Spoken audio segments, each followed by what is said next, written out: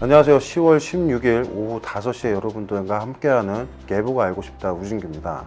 오늘 이 시간에는 그 이후부터 지금 이제 점차 구름이 조금씩 끼기 시작을 하는데요. 내일 일중 구름이 좀 많이 낄 예정입니다. 그래서 구름이 점차 들어와서 내일 모레부터는 이 동쪽 지방을 중심으로 비까지 예보가 되어 있는데 이 부분을 좀 간단하게 살펴보도록 하겠습니다.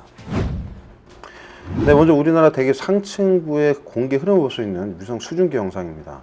지금 제가 빨간색 라인으로 우리나라를 조금 더 뚜렷하게 이렇게 그림을 그려드릴게요. 이렇게 있고요. 여기 산둥반도입니다. 여기 이제 상해 밑으로 들어간 중국 남부까지 있는데, 보시면 지금 이 중국 중부 쪽에서 이 검은색 영역, 기압골이라고 우리가 이제 표현을 하게 되는데, 그 전면으로 이렇게 구름들이 막 발달하면서 들어온 영역이 있죠.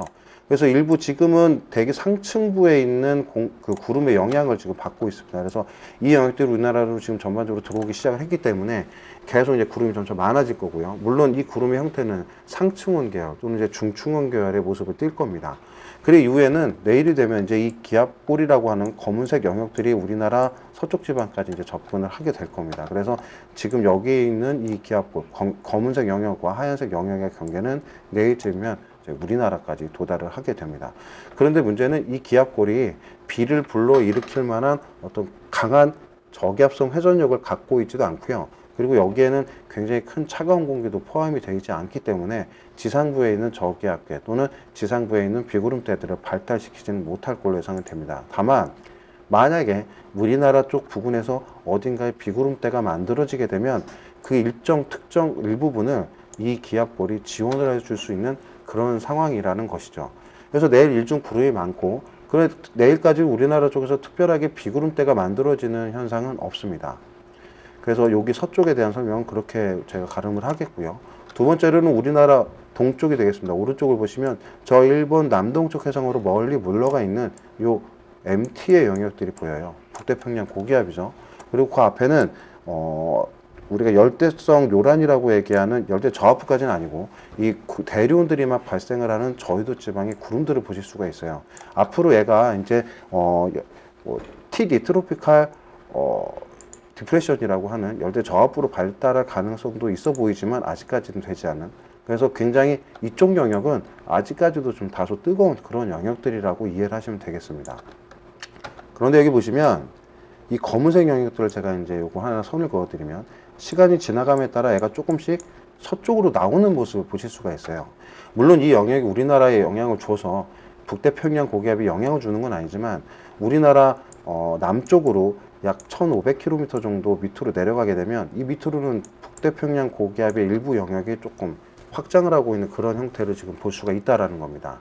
자, 서쪽에서는 이렇게 건조 공기가 앞으로 우리나라 쪽에 들어오고요.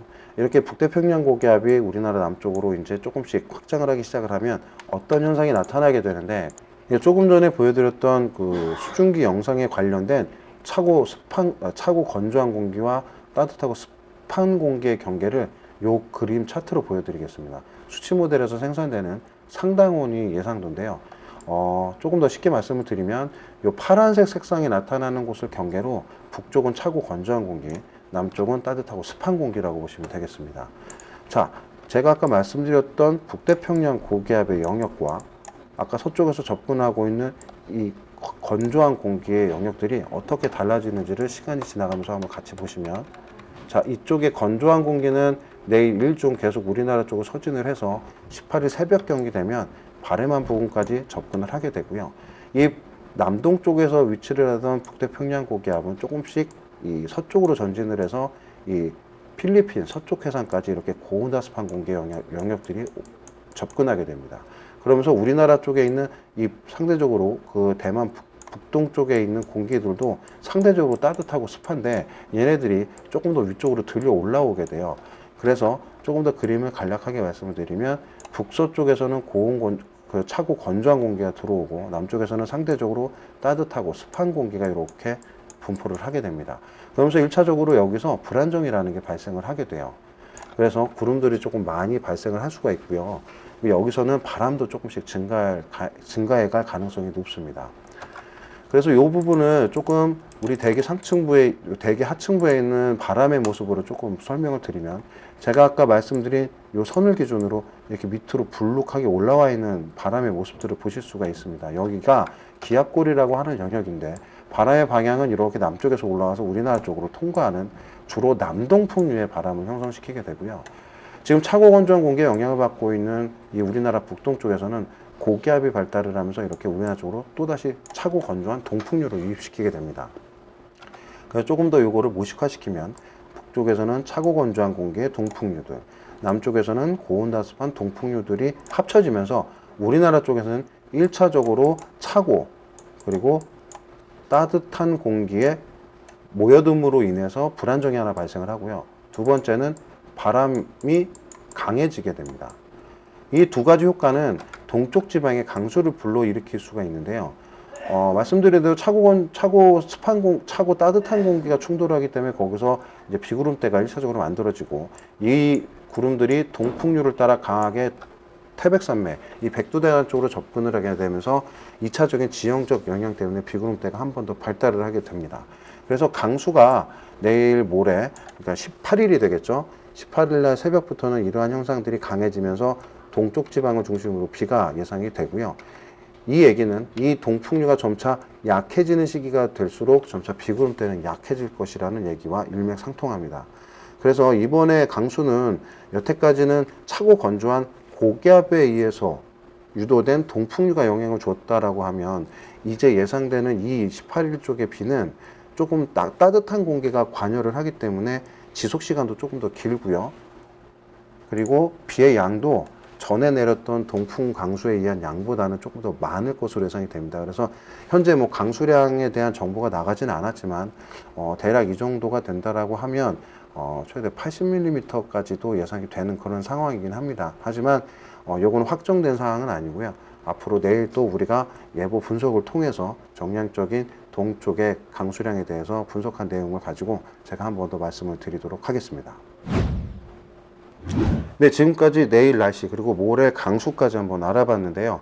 그 끝으로 어제 올려드린 예보가 알고 싶다 편에 쿠로스님께서 질문을 주셨습니다. 마침 이 동풍에 관련된 얘기인데, 이 동풍이 불면 왜 이 동쪽 지방에 비가 오나요? 라는 질문에 대한 간단한 답변을 좀 드릴게요. 일반적으로 공기들은 위쪽으로 상승을 하게 되는 경우에 구름이 만들어지고 거기서 비가 내리게 또는 눈이 내리게 됩니다. 결국은 공기의 밑에 있던 이 대기 하층부 지면 부근에 있는 공기가 얼마나 위로 강하게 상승을 하느냐에 따라서 강수 강도가 정해지게 되고 강한 비구름대가 발생할 수 있냐라고 얘기를 할 수가 있어요. 근데 특히나 이 우리나라 동쪽 지방을 중심으로는 백두대간이라고 하는 굉장히 높은 산맥들이 위치를 하고 있습니다. 그런데 동풍이 불어들게 되면 해상으로부터 수분한 공기들이 이 동쪽에 있는 산을 만나게 되면 일부는 돌아서 가겠지만 일부는 강제적으로 위로 올라가게 되죠. 이 과정에서 공기가 산사면을 타고 상승을 하게 되는데, 이때 들어오는 바람들이 대부분 동풍, 그리고 동쪽에는 아시다시피 동해가 있지 않습니까? 거기서 들어오는 습한 공기들이 수증기를 머금고 위로 올라가면서 점차 냉각이 되고, 그로 인해서 공기 안에 있던 수증기들이 밖으로 배출이 되면서 응결이라는 과정을 겪게 되죠. 그러면서 이제 구름이 만들어지고 비가 내리는 것이에요. 물론 여기에는 다른 기상학적 조건들도 좀 여러 가지가 필요하지만, 주를 이루는 이 동쪽에 있는 강수의 메인 원인은 이 동풍의 영향이 되는 경우가 굉장히 많습니다. 그래서 우리나라는 이 동풍이 강화가 되면 주로 동쪽 지방 중에서도 이 태백산맥, 이 백두대간이 위치를 하고 있는 그 산사면 부근으로 굉장히 좀 장시간의 비 또는 많은 비가 내리는 경우들이 있고요. 겨울철에는 이 영향으로 많은 대설이 나타나는 경우가 굉장히 많습니다.